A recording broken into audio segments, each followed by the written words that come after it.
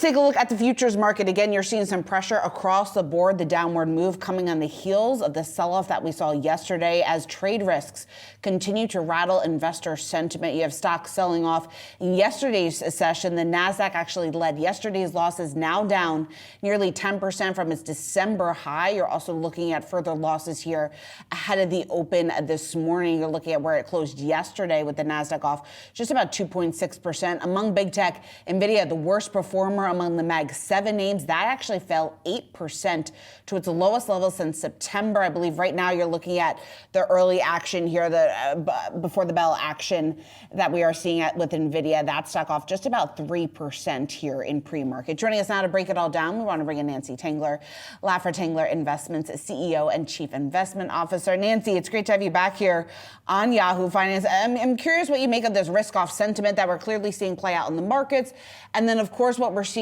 from investors, just this shift here towards negative sentiment.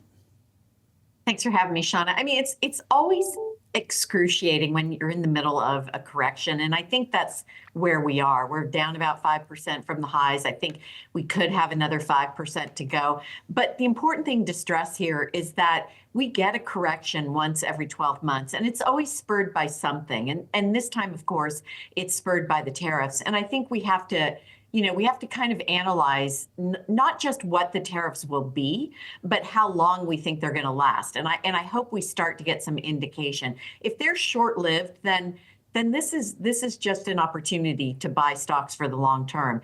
If we get an extended, robust, I guess you could say, trade war, then I think investors have to step back and say, where do I want to be exposed? And how should they be thinking about that, Nancy? Well, I think then you want to be domestically exposed to the extent that you can. So things like healthcare, financials, where we're overweight, REITs, maybe utilities, depends on the type of utility.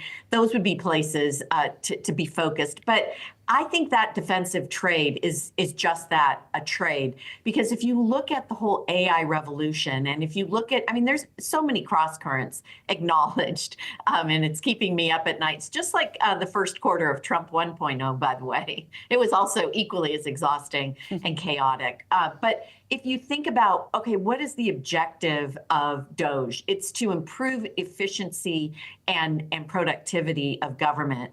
And that is going to be done through technology. So I think at the end of the day, the fears about spending cuts will actually inure to the benefit of technology companies. And then you have to say, is AI real?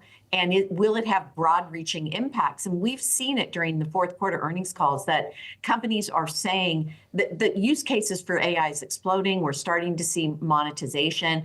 I read an article you probably read about how they're using AI bots to identify wildfires in the Western United States. I mean, the range of usage is really quite compelling. And I think this is an industrial revolution like we haven't seen for 100 years. And Nancy, coupling that with the strong earnings growth that we have seen for the most recent quarter, though I think the question for investors is whether or not it is enough to offset some of these macro concerns that we're clearly seeing play out in the markets. What do you think?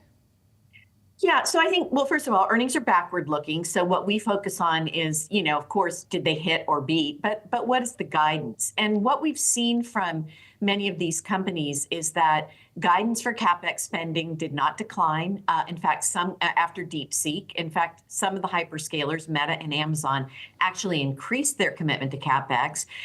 The hiccup in the current Atlanta Fed GDP Now report, which just went negative 2.8%, is largely due to imports. I think we'll see that kind of, and so that's a tariff exposed area, and I think we'll see that kind of smooth out. But I think you're going to wish that you'd put some money to work in this period if you're looking back 12 months from now. Nancy, how hard is it, though, to get a reversal when sentiment is declining as rapidly as it has? So usually, Seana, what happens is you hit some sort of technical level, or there's a modest or marginal change in tone. I mean, if we saw some of the tariffs pulled back, that would be a catalyst. If we saw the tax cut bill go through or some major regulatory news, that would be a catalyst. But I think we're in this choppy segment for the first half of the year. because I don't think we're going to see anything come out of Congress until late spring. And then I think we'll see a very different market in the second half of the year that will be focused on what we should be focused on, which is earnings and margins. And it is important to note that margins are near historic highs. So if they're going to expand, it's going to have to be through increased productivity, and that requires technology spend. So Nancy, should investors then essentially just be ignoring or looking past some of that short-term market volatility? I do think so, Seana. I mean, at some point we will get another bear market. I just don't think this is that. And I know there's a lot of chatter about whenever you have two back-to-back 20+% returns in the S&P, that you get a correction. But and a correction, as I said earlier, is good.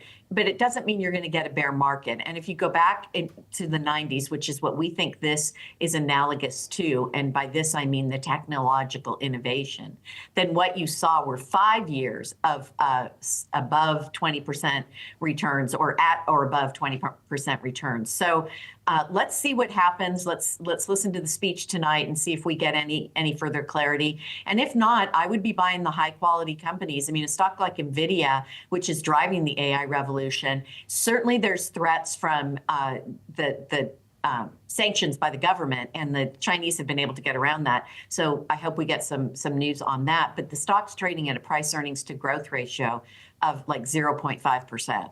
So that's a pretty compelling valuation for any investor. And I think you can use the weakness to add to your holdings. Remember, it was below 100 in July.